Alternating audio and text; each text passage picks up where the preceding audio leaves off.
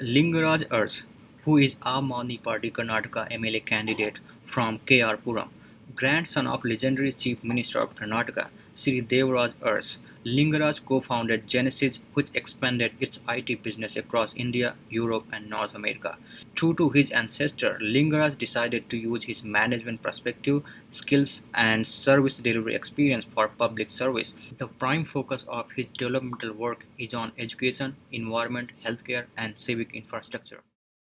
Welcome, Lingaraj. Thank you, Aditya.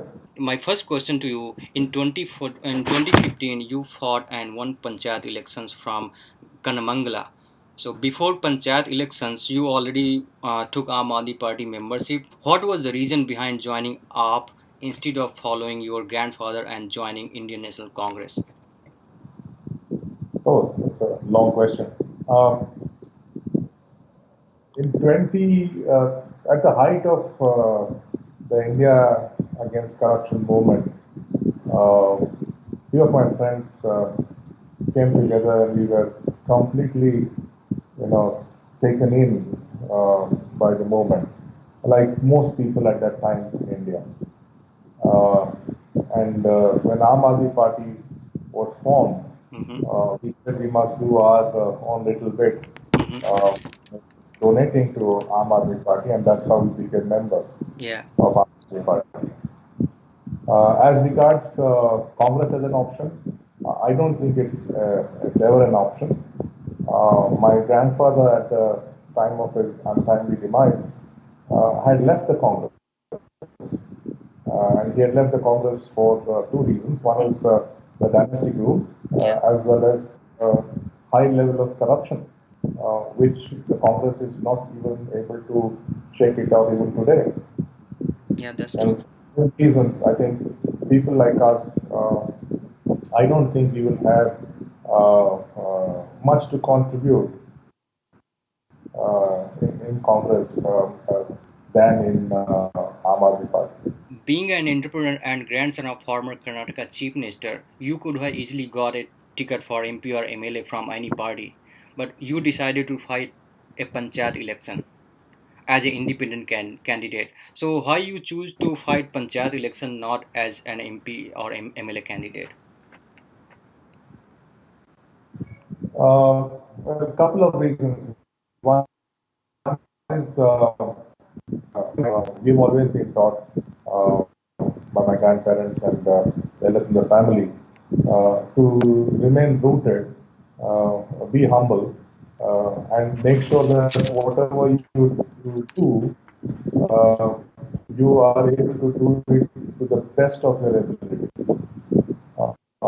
So I decided to contest the Panchayat election purely and simply to understand what is happening at the lowest form of democracy in the country, Yes, yeah. uh, which is quite open in many ways Mm-hmm. because it is at a panchayat level. But when it comes to policies, policy implementation, policy formulation, Mm-hmm. it is pretty much the same, but the scale is different. Yeah, Okay, yeah. the scale is more to do with local issues. The scale is, it tries to address and manage issues which are very local. Uh, but at the same time, it gives you a perspective and it gives you a chance to be involved in making the changes and to have an influence in all of that which is happening there. Mm-hmm. Mm-hmm. And in that context, okay, I said, let me contest the Panchayat elections, and fortunately I got through and won the elections. And it's been 3 years now, yeah. Yeah, yeah. So now talking about the Panchayat election which you won in 2015, what are the key areas you are working and how these are impacting the society? One of my main objectives was to bring communities together. Mm-hmm. Uh, and coming from the background I have of IT and 30 years in IT and so on, vis-a-vis, going into a panchayat where people are, from the local village and the villages around. It was trying to give them a sense that that we are in it together, and we have to solve our problems and find solutions to them ourselves. So, with that in mind, there are four areas which we concentrated on Yeah. and continue to work in: education, Mm-hmm. health, environment, and infrastructure. Yeah.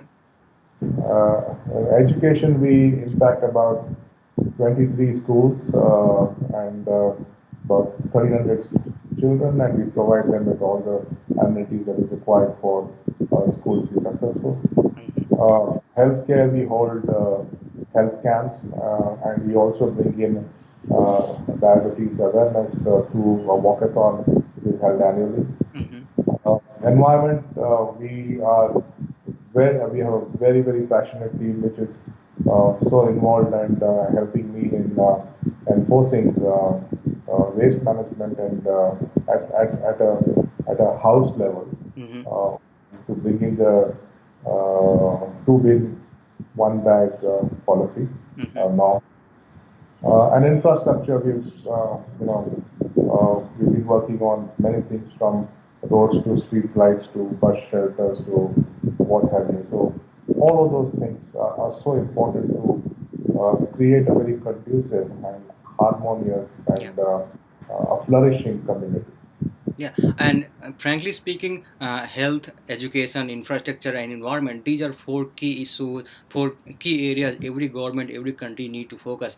And I'm really less experienced than you, and you are expert, you're entrepreneur, you work in a multinational company, and you know these better.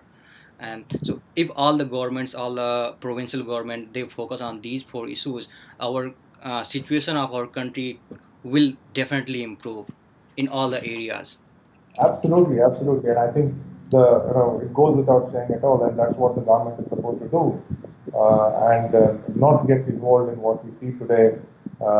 They are away from these aspects, and they seem to be concentrating more on linguistic issues, communal issues, which is not what the government has been elected to do. Now, talking about your constituency, KR Puram, what are the major issues this constituency are facing?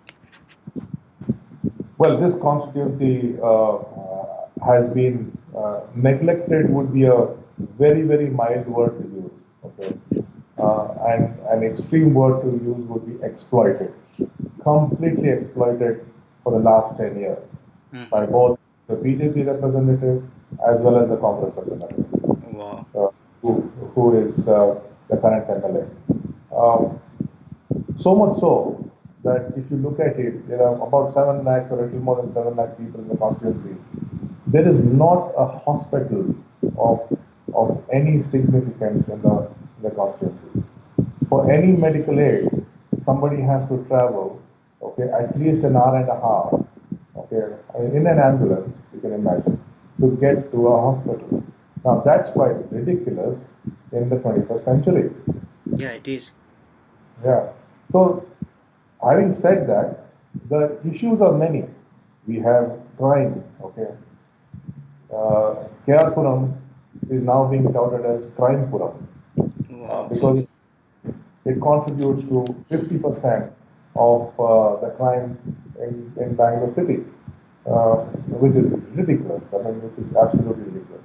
The second thing, which is a huge challenge in KR Puram, is to do with the lake encroachment. It seems like they have devised a method of encroaching the lake, converting that into layouts, and handing them to the real estate mafia, Mm-hmm. who have been milking it and making millions and crores of rupees from such encroachment, uh, which is which has in fact affected the the water table in the area, Yeah. and so much so that today, if you dig a bore well even at 2,000 feet, you don't get water. Yes. Now, all of this definitely is exploitation. There's nothing else. There's no other word than that. So these are some of the main issues as far as KR Puram concerned. It does have problems like education, where the government schools are absolutely neglected. Absolutely neglected. I mean, children have to cross open drains which are flowing in their playgrounds to get to a classroom. And Yeah. how do they do it? Literally place, pieces of stone or bricks and use them to tread their way into classroom. Now, what kind of an environment is that for education? So, if you look at KR Puram, uh, it is okay, purely and simply because the main man here, the MLA, does not have the experience, the skill, Mm-hmm. or the ability, or the vision to get things done. The Yeah. only thing he does is, and which is famously known in KR Puram, is that every contract, okay, he must have a commission. Oh. That's about it. Yeah, that's the basic problem with all the ministers who are involved in corruption. Are there any major issues which you will be focusing as MLA, which is concerning Karnataka? As an MLA, I would be very selfish to make sure that, like I just mentioned, there are many things that needs to be corrected in Kerala, and I'll remain focused to make sure that the people who have elected me in Kerala are able to gain from my experience and expertise first, and then obviously, at a much larger level and a bigger canvas, and being an MLA, I would definitely participate in issues which are at the state level. Now, it so happens that the state level and some of the issues in Kerala are pretty common. Like for example, you take price rise Mm-hmm. and inflation. That's a huge thing. I mean, in the last 4 years or 5 years, uh, basic requirements from rice to dal to all the essential commodities, the prices have gone up by almost like 200%, Yeah. whereas income levels have not gone up at the same level. Now, how can people afford this? And this is something where the government has to really work very hard. The second issue, which is plaguing and which Karnataka unfortunately has this tag of being the most corrupt state in India. So corruption is the second biggest issue in Karnataka. The Mm-hmm. third one is unemployment. Yeah. With the proliferation of youth, with more people coming out of schools, colleges, and universities, and graduating through them, uh, the jobs are not there. There's a mismatch of skill. And these are things which the government has to sit down and make the correction. And they have to do it at a local level, at a Yeah. state level. Mm-hmm. And that can be done. And that is something which they are not doing. So those are no these things really require a lot of attention, and you just cannot ignore it because it is affecting our future generation. Yeah. How the data affect these policies? Do we have enough data with our government? Well, they are supposed to make decisions based on data, Yeah. and I come from a training background that you have to make informed decisions. Yes. You're not going to make decisions on the fly. Mm-hmm. Uh, and I'm sure they have enough data points, okay, to make the decision. The problem is not the data. The problem is who are these people who are making the decisions? Do they have the skill? Do they have the experience? Do they have the vision to interpret the data which is put in front of them and to make sure that those data points are converted into actual action points on the ground, which is unfortunately they don't have it. We are dealing with people who have never been to school. We are dealing with people who are absolutely corrupt. Their only passion and vision in life is to make money out of everything that comes. Yes, absolutely. You know, and how can somebody work in that atmosphere, you know, in that environment? Yeah. You just can't do that.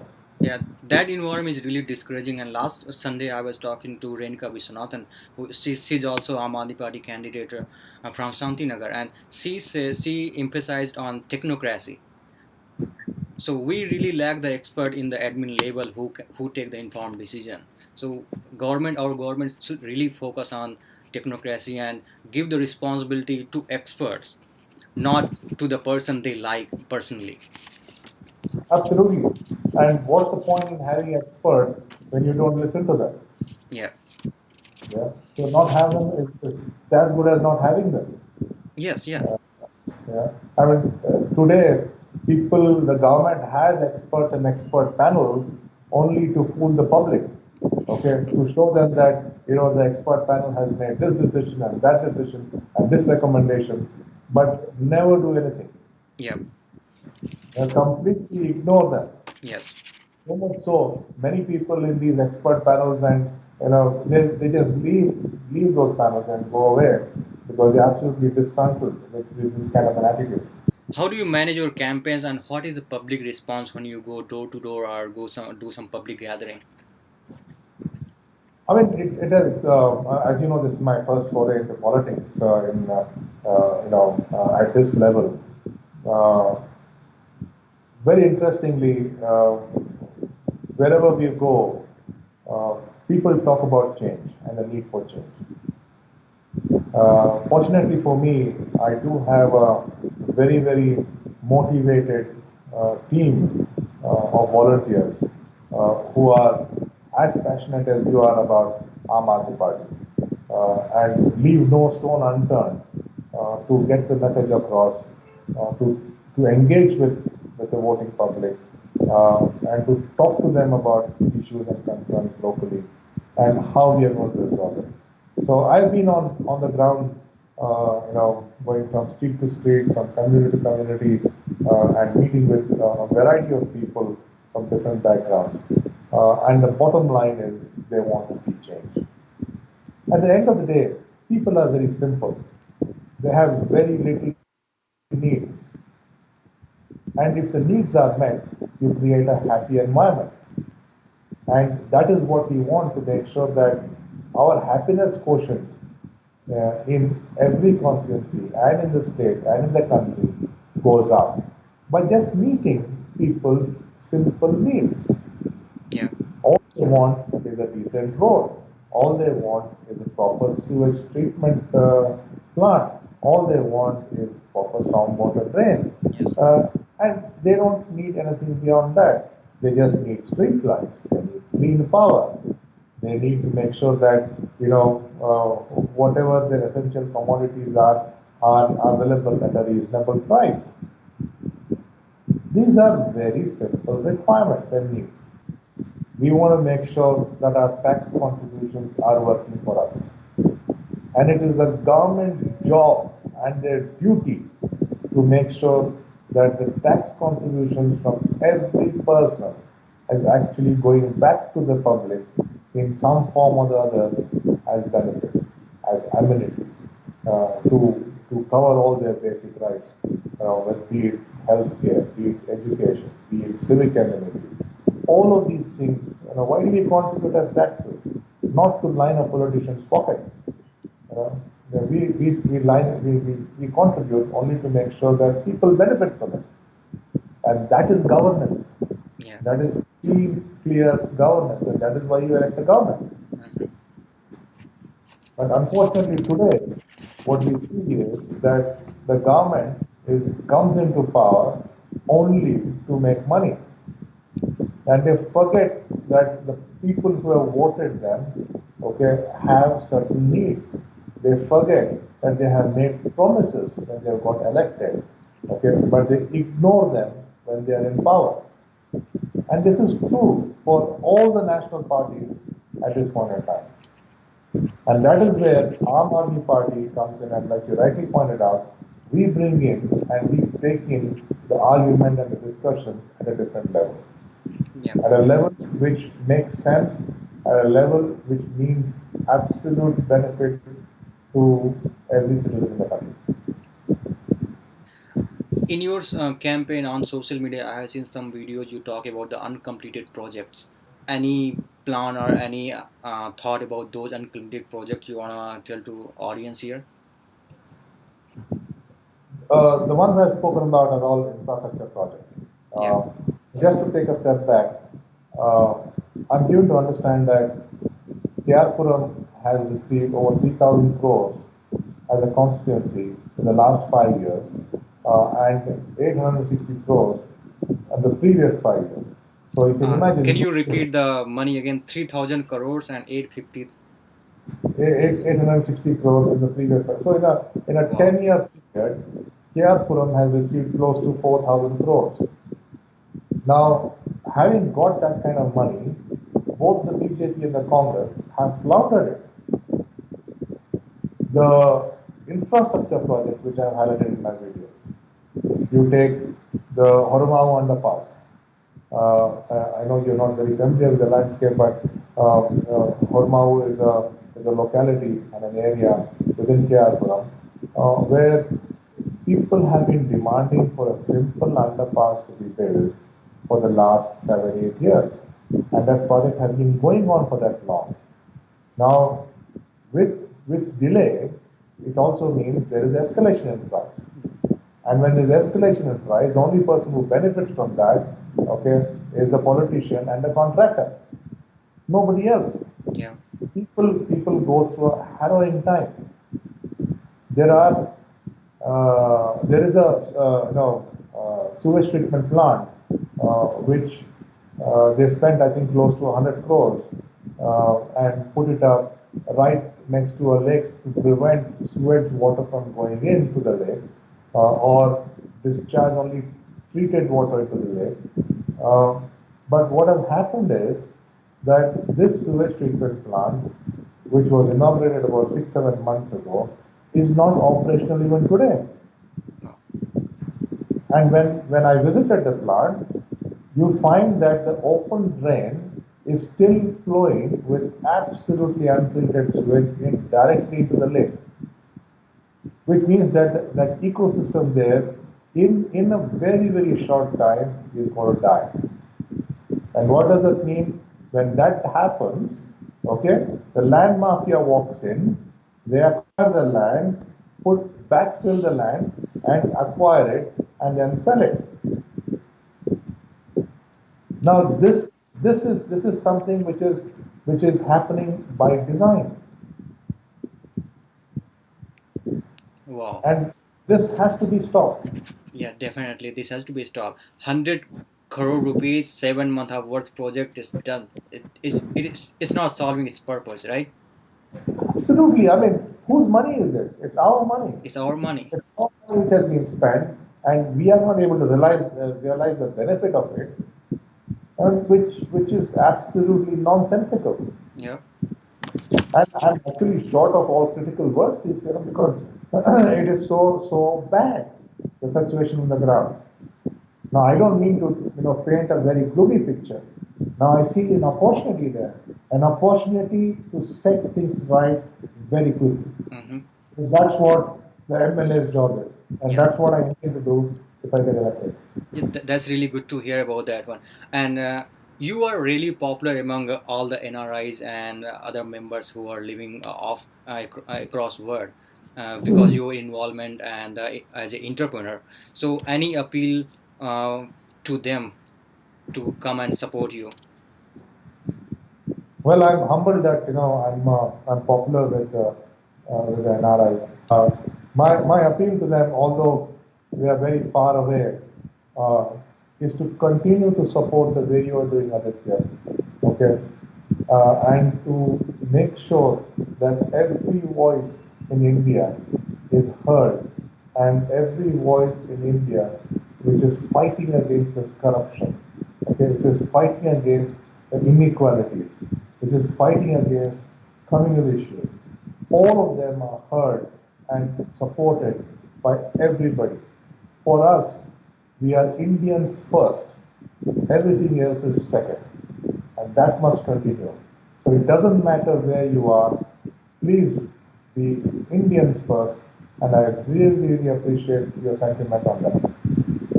Yeah, and fortunately, we have got the platform today as Aam Aadmi Party, and we are bringing together, and that day is not very far. So, Absolutely. how do you manage your campaign expenditure?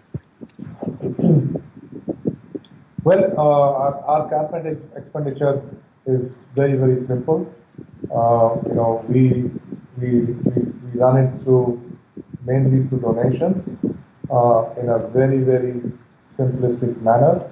Uh, we do not believe, or I personally do not believe in incentivizing people, or providing cash incentives to people, or doling out goodies to people to get votes.